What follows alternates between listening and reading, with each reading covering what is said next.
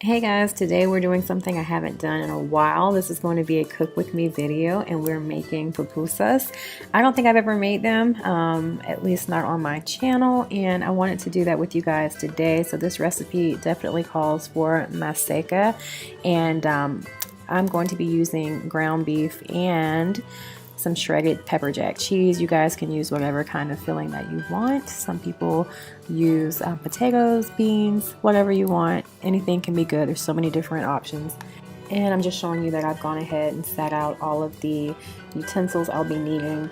This apron I've gotten a few questions about. It is from Grove Collaborative. Definitely be sure to check the description box down below for my referral link so you can get one as well.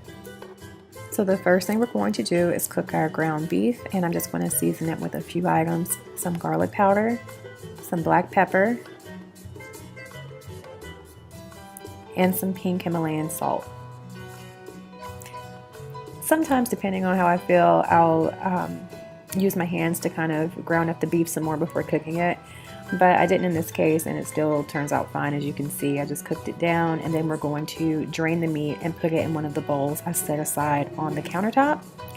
And then jumping right into our maseca mix, I'm going to measure out 2.5 cups of the maseca powder, and then also 2.5 cups of water. So however much you want to use, just use equal parts of the mix and the water.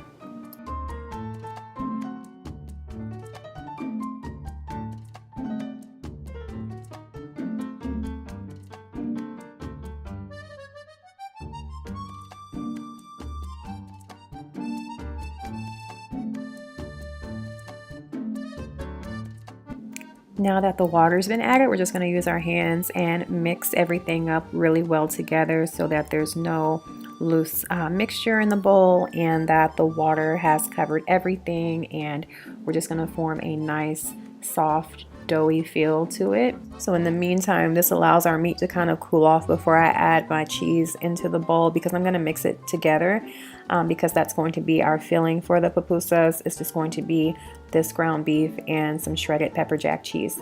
So I didn't want the cheese to melt immediately once I set it on top of the meat, so I just kind of am letting that cool off, like I said, while I'm forming my dough.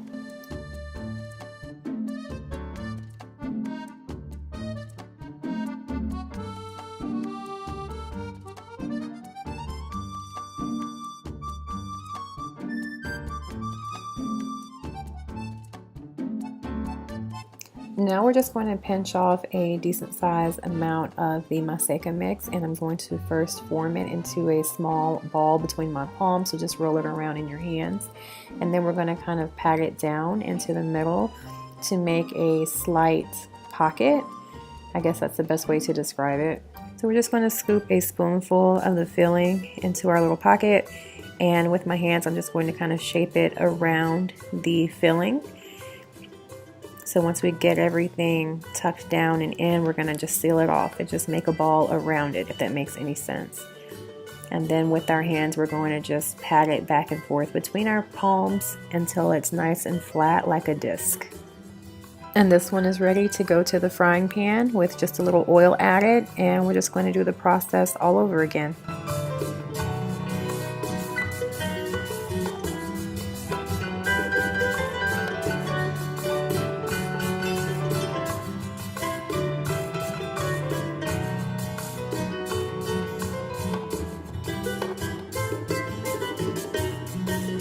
And these just need to be fried maybe for 3 to 4 minutes per side. And I mean, you can do it longer if you want, depending on how crispy you like them, but I didn't want to overdo it, so I just did it for a few minutes on each side.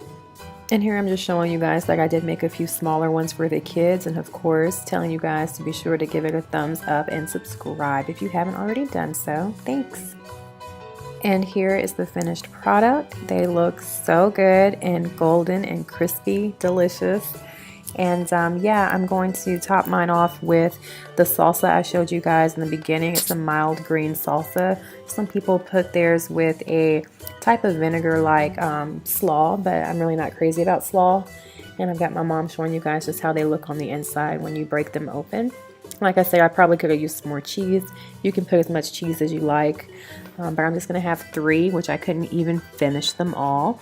And here's the salsa I just transferred over to a container, and I'm about to enjoy it. It was so good, you guys. I hope you all like this simple, easy recipe. Something pretty quick to fix for the family that's really filling as well. But yeah, guys, that's it. I hope you like it. Thanks so much for watching, and I'll see you guys in the next video. Bye.